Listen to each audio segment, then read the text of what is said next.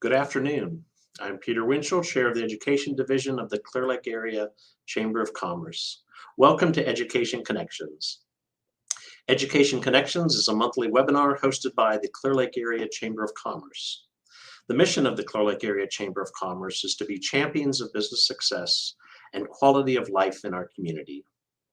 The foundation of business success begins with the region's educational system, which includes pre-K through the highest professional degrees. This webinar series showcases the people who lead our institutions. We ask these leaders to share issues facing our educational institutions now and in the future. Today I have with me Carla Voelkel, who is Superintendent of the Dickinson Independent School District. Welcome, Carla. Thank you. I'm delighted to be here today. Thank you for being here, and I want to begin today by asking you to tell us about yourself and specifically describe the journey that you took to become a superintendent of schools and why you chose Dickinson ISD. Okay. Well, I am a very proud educator, and there is really no other profession that I wanted to pursue from a very, very young age. And this actually is my 43rd year in public education. So I've been doing this for quite a long time.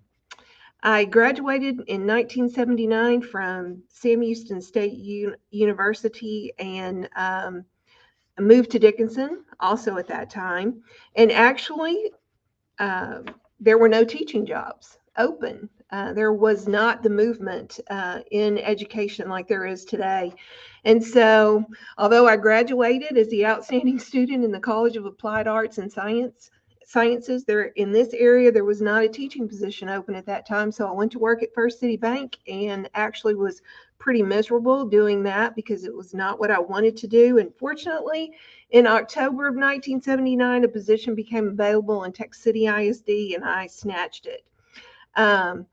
Taught for 8 years as a high school teacher, then started my journey in school administration as an elementary assistant principal, a middle school principal, and a director in Texas City. And in 2003, left Texas City ISD for Alvin ISD to put additional skills in my tool bag, and so became a director of educational programs, then an executive director of secondary education, and am very proud to say that while in Alvin ISD, we were an exemplary school district twice with multiple exemplary campuses. In 2010, an opportunity opened in Channelview ISD for assistant superintendent, and I took that opportunity. And it actually provided me with many, many skills to put in my tool bag. Channelview at that time was in required school improvement with several programs in corrective action. So I was able to use the skills that I obtained in my previous school district to make some major improvements in Channelview, and very grateful for that opportunity. Then in 2013, Dickinson called. And actually thought I would stay in Channelview, but an opportunity came open in Dickinson for deputy superintendent. And so I've been here since 2013, and in 2018 became the superintendent. Dickinson's a special place. We lived here for 16 years. Moved to Friendswood for some time, and now I'm back in this school district and extremely glad to be here. Dickinson's just a unique place to live with wonderful people, and I consider myself very fortunate and blessed to be able to serve in this school district. You will never work a day in your life if you love what you do, and I really do love what I do in public education. It's not a job, it is a mission for me. And so that is how I got to where I am today. That is fantastic. Thank you for your service, not just to Dickinson ISD, but to this whole region. I know you've made an impact, especially building up those exemplary schools. Thank you for that. We are focusing on Dickinson ISD today, so we have several things to talk about, but I would, at a very high level, would you please give us a broad overview of the history of Dickinson ISD, where we are, and what school district has to offer this community? Okay. So when we first moved here, Dickinson was a small school district. This was a village, and man, has there been major changes. So Dickinson ISD is now a fast growth school district. Um, it is 61 square miles with our northern boundary slightly across League City Parkway, which includes portions of Tuscan Lakes. Our southern boundary goes all the way down to the Gulf Greyhound Park. So all of the Lago Mar development is in Dickinson ISD. Our western boundary goes to Cemetery Road. So if you've driven out 517, the Pedregal, parts of Sedona, all are within Dickinson ISD. And our eastern boundary extends to Galveston Bay and includes Bay Cliff and San Leon. So right now, 15.2% of our students reside within Texas City, 29.3% reside within Dickinson, 20.8% within League City, and then we still have 3.5% that are outside the district. Those are students who belong to employees who do not reside here, and it's also some students who are still remaining when Dickinson was an open enrollment district. But we are no longer open enrollment because we have to make room for the kids who actually live here. We are a very diverse community with a small town atmosphere. 17% of our students are African American, 50% Hispanic, 28% white, 2% Asian. 67% of our students are economically disadvantaged, and 17 are English learners. So currently we have 11,856 students and over 1,800 employees. And on this side, you can see our 7 elementary schools, our 3 middle schools. We have 2 junior highs with 1 under construction right now. And then in addition to Dickinson High School, we have a continuation center, as well as the Coastal Alternative Program, which serves Dickinson ISD, as well as some other school districts in Galveston County. And the Galveston County Juvenile Justice Program is located within Dickinson ISD. So another thing unique to us is we are very rooted in tradition. We are known as Gator Nation. Big Al is the mascot at every campus in Dickinson ISD, and blue and white with just a hint of red are the school colors at every campus. So in Dickinson, Gator fight never dies, and once a Gator, you are always a Gator. Thank you, Carla. I know Dr. Greg Smith, who used to be superintendent over at CCISD, would always joke with you, you have to get another high school. And it's like, but we're Gators. We're Gators all along. No more mascots, we're Gators. So I love that. Exactly right. Yeah. So, Carla, I know there's a lot that goes on as a superintendent, and you have really grown a very successful school district. And it goes without saying that your strategic planning is very important to the future for this district. So will you share with us what strategic planning has done for this district and how it's meeting the needs of our students now and into the future? Okay.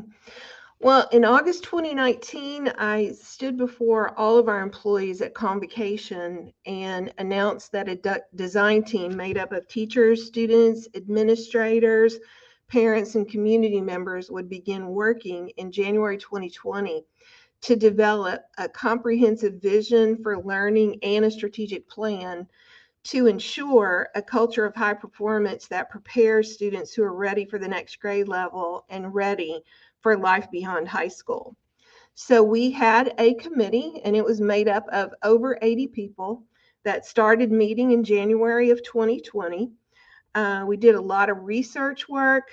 We analyzed the Creating a New Vision for Public Education in Texas document and rolled up our sleeves and started working. We had quite a bit of work under our belt, and then March 2020 happened and we were shut down because of COVID. But when we came back last year in September, we were determined to get this work done. So we started meeting via Zoom, and we're able to work through all the steps required for developing a comprehensive plan. And in the spring, we presented the plan to the Board of Trustees, and it was approved. So we launched this school year with our strategic plan, and it includes the very first thing that we did was take a look at our strengths, our weaknesses, our opportunities, and our threats. And we looked at the ideas from multiple perspectives. And from that, we developed 14 belief statements. And those 14 belief statements are at the very beginning of our strategic plan. And we believe the beliefs about Dickinson ISD are our roots.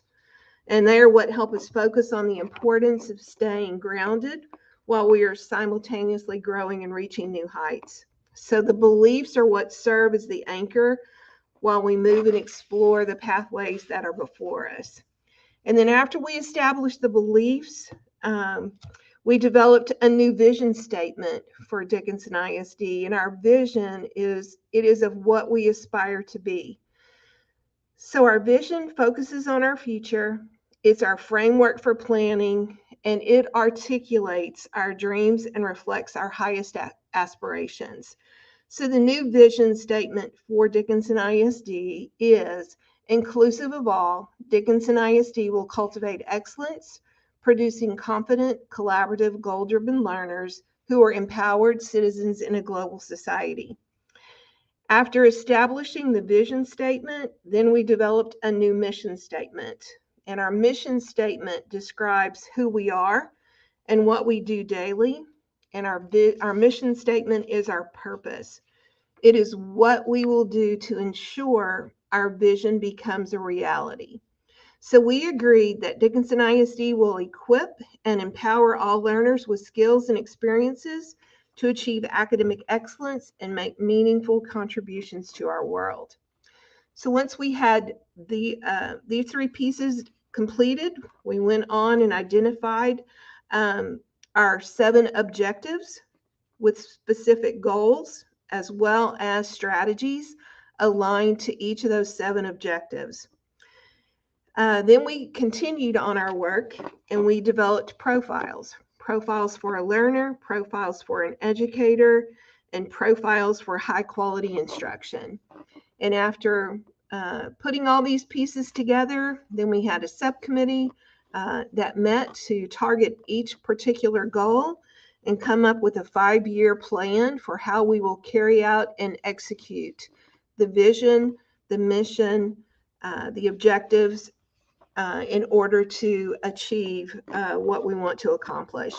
So we are extremely proud of our strategic plan, and it's now being used as a model with some programs that are in place at TEA. And I would encourage you to take a look at our district website. On the website, you'll see you will see our comprehensive plan, and we have some outstanding videos that have been developed for each section of the strategic plan, which feature our students and employees.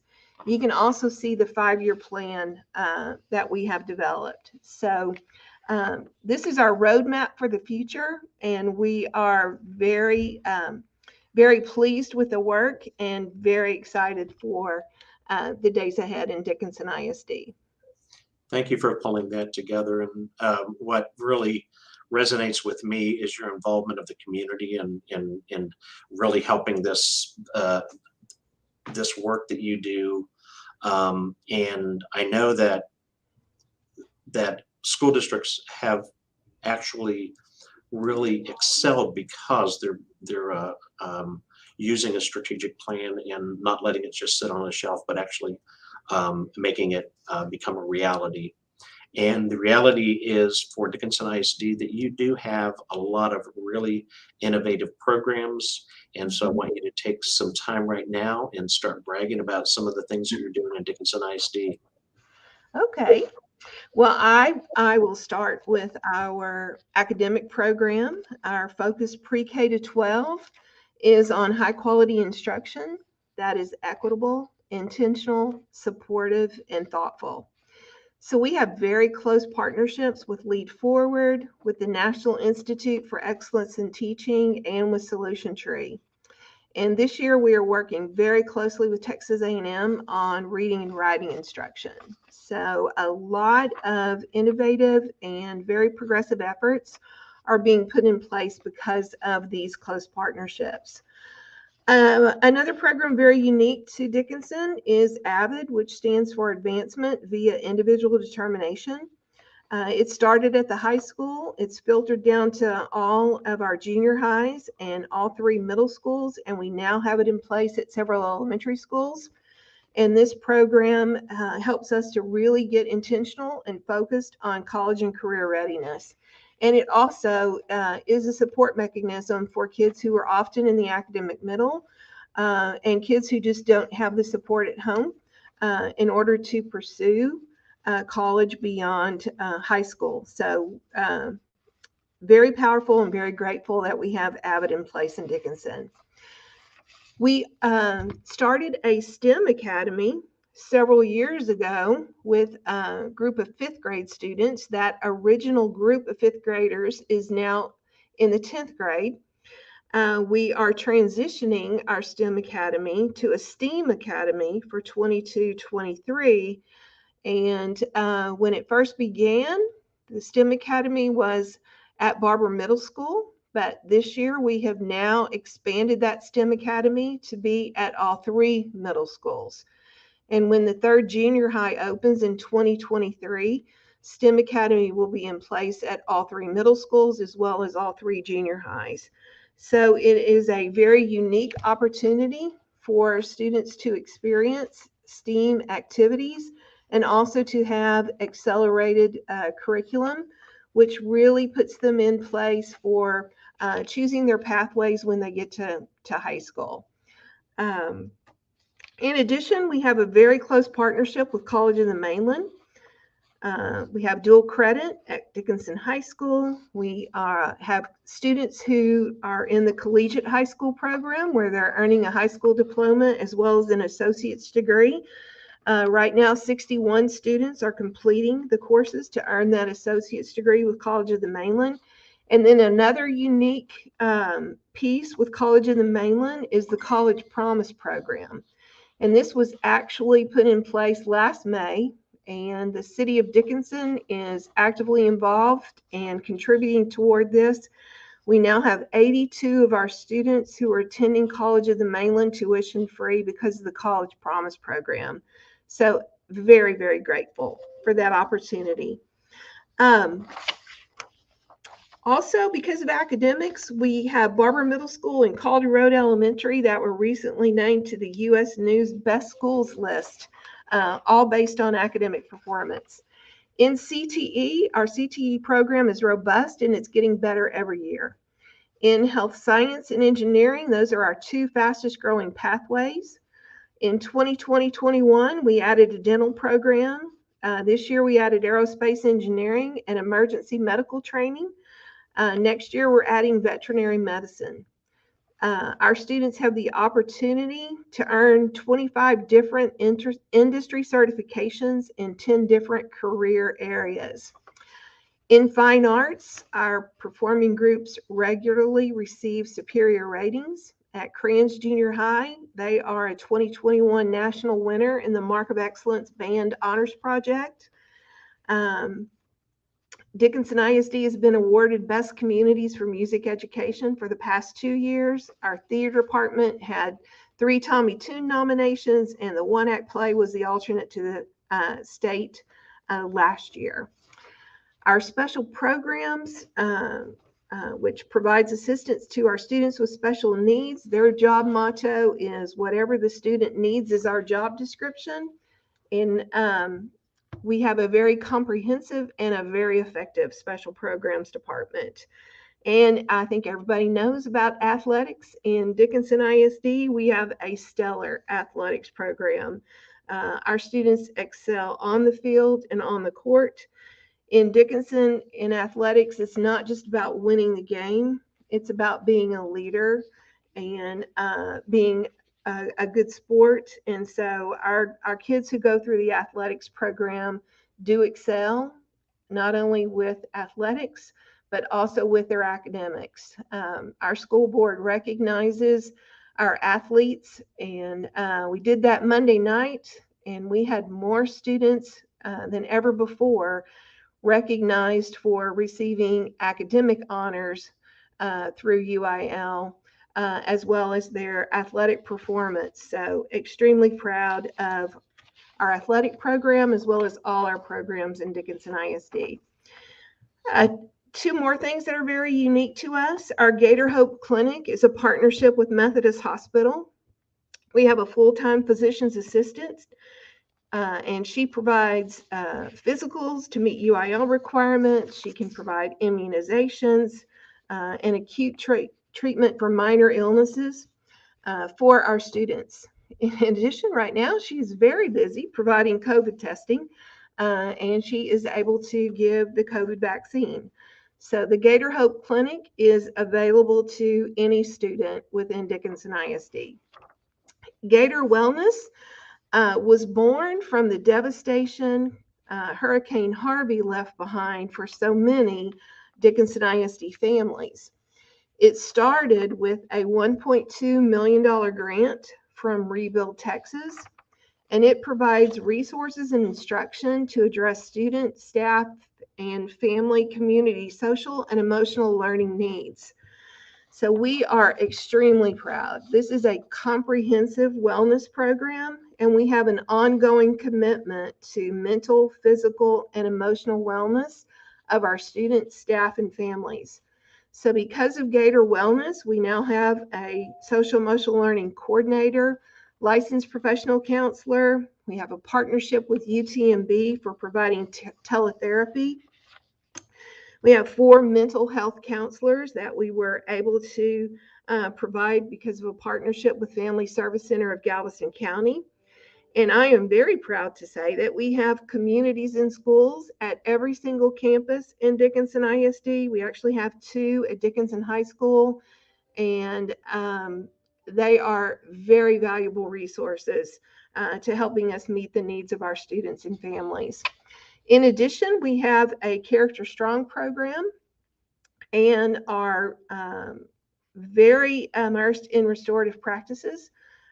And both of those are extremely effective in helping us to meet unique needs of students within our district. So that's just a little introduction into some of the great things we have happening in Dickinson ISD. You have so much to be proud of, and I appreciate you taking care of not only the academic needs, but the social emotional needs of these kids, the students in our community, and 25 industry certificates. That's very significant. I mean, the contributions you make to the workforce are phenomenal.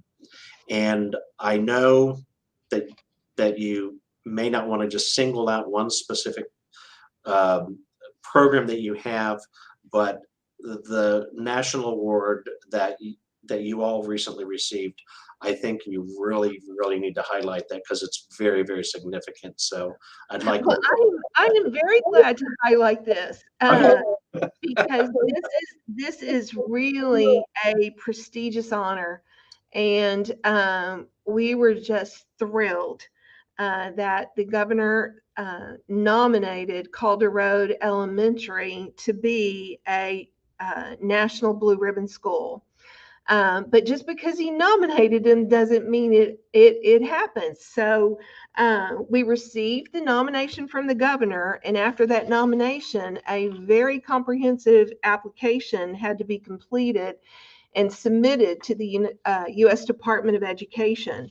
So that application included information about the operating model at Calder Road, the curriculum and instruction, the academic support, the school climate and culture, how they engage the family and the community, how it is culturally responsive to teaching and learning, their strategies for academic success. So we completed the application. We had it read several times and edited to make sure it was perfect before it was submitted. So it was submitted to the U.S. Department of Education, and time went by, and then we received the official notice that we were officially selected as a National Blue Ribbon School. And I'm telling you, I wish you could have been there when that was announced to the students and the staff to just see the excitement. They earned this for closing the achievement gaps. And if I could have two words to describe Calder Road, it's no excuses. They make no excuses. Every student who walks in the door has their needs met, and they know every single student well, and have plans in place so that they will be successful at Calder Road Elementary. So going to Washington, D.C. and receiving this award with the principal, and having Dickinson ISD now in the national spotlight is just, I'm beaming with pride for Calder Road Elementary. And then to get to Washington and have Sophia Acevedo, who is the principal at Calder Road, receive the Terrell H. Bell Award for outstanding leadership is just the icing on the cake. So there were only 8 principals throughout the United States selected to receive this award, and Sophia is one of them. So just so proud of this accomplishment for Calder Road Elementary and Dickinson ISD. Thank you, Carla. A lot to be proud of. Thank you for sharing that, and congratulations. Thank you. And so we don't have that much time left, but I did want you to speak to the growth in Dickinson ISD. So if you can speak to the direction you're going and what's ahead of us. Okay. Well, while many school districts, their enrollment is down compared to last year, I'm actually right now 308 students more compared to where I was at this time last year. So we are a fast growth school district, and as of September 2021, approximately 1,960 home sales had happened within Dickinson ISD. The Houston New Home Ranking Report ranks school districts by annual closings, and Dickinson ISD is currently ranked 12. We've had 867 annual starts, 818 closings. There's 410 homes in inventory, 1,003 vacant developed lots, and 8,432 future lots. So we currently have 20 actively building subdivisions and 7 future subdivisions with groundwork happening on 465 lots in 3 of those subdivisions. So a lot of rooftops are going in Dickinson ISD. If you can go on to the next slide, I'll get it to this pretty quickly. In 2021, 2022, we were projected to have 11,866 students. And right now, I currently have 11,856. So we are right there at where we are projected. In 2022, 23, 3.5% additional growth is projected. And so 5 years from now, at the elementary campus, we'll be looking at 4,435 elementary students, 2,017 upper elementary, 3,064 junior high, 3,944 high school, for a total of 13,460 students in Dickinson ISD. So there's a lot of growth happening. And to help us with that, in November of 2020, we passed a 94.2 bond, which was approved to help address the growth, as well as some security issues. So one thing about Dickinson ISD, we are mostly rooftops. So we don't have the bond capacity that larger school districts with a lot of business and industry have. So we have to make use of the space and really plan carefully for our growth. So on the next slide, you'll see a rendition of junior high number 3. Junior high number 3 is currently under construction, and the first pour of 800 yards of concrete will happen tomorrow morning at 4:00 a.m. When this school is completed, and the projected date is July 2023, and it is located in Texas City, but it will be named Dickinson Junior High. So everybody in Texas knows this is a Dickinson ISD school. We will transition our 6th grade to junior high when this school opens. So all 3 of our junior highs will have 6th grade. Our middle schools will become upper elementary with 4th and 5th grade to allow us to make room for pre-K and future growth until we can pass another bond issue. So we are making plans and getting ready for all of these children who will be moving into the homes that are projected for Dickinson ISD. Thank you so much, Carla. I know it's going to be quite a ride. I'd like to conclude with just asking you to give us a quick update on what you're doing in response to COVID-19 and this upsurge and where we're going with that. Well, when COVID happened, none of us had no one was given a playbook for how to respond. So we took the limited guidance and the information provided, and we figured it out. And it forced us to think differently and do some things differently for the safety and education of our students, and that is a good thing. Last year, while many school districts throughout the United States were closed or were all remote, we had 92 to 93% of our students in our classrooms for face-to-face instruction. Because of the protocol that we had in place. Right now, we're seeing a surge. And so if you look at the next slide, we update our dashboard every day with our number of active cases. And yesterday, we had 255 active student cases and 88 active employee cases. And this causes challenges. You can't turn on the news and not hear about challenges that school districts are facing because of the shortages. There aren't enough substitutes out there. We've pulled everybody possible to drive buses because of this surge. But we have made it through previous surges, and we will make it through this surge as well, because we are determined to keep our schools open. And we look at the challenges that we face because of COVID as opportunities to learn and adjust. Remote instruction only worked for a handful of our students, so we are not providing remote instruction at this time. Because of COVID, we have really had to enhance our technology usage, the number of devices that we have within our district, as well as the software and applications that we provide. We are now part of the Resilient School Support Program and have an intense focus on just-in-time intervention. And we really are taking a look at trauma. I mean, COVID has caused a lot of trauma for students as well as employees. And, when the brain is experiencing trauma, you have a hard time learning. And so we've had to be very cognizant of that and very flexible. And also look at our priorities of what we need and what do we want.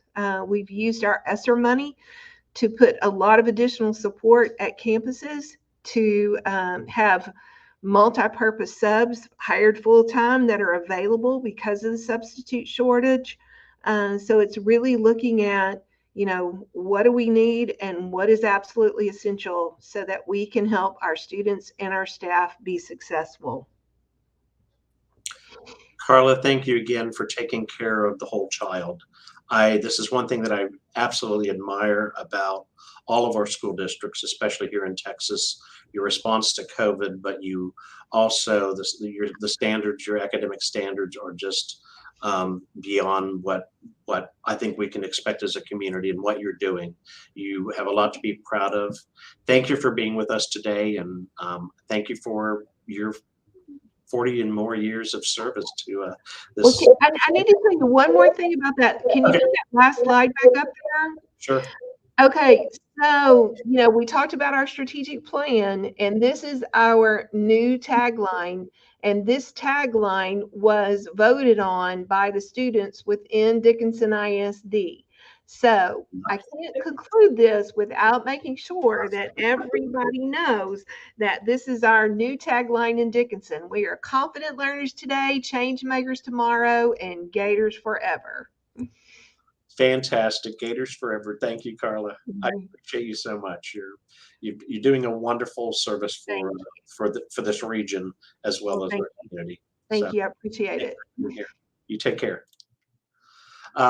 Thank you for joining Education Connections, hosted by the Clear Lake Area Chamber of Commerce.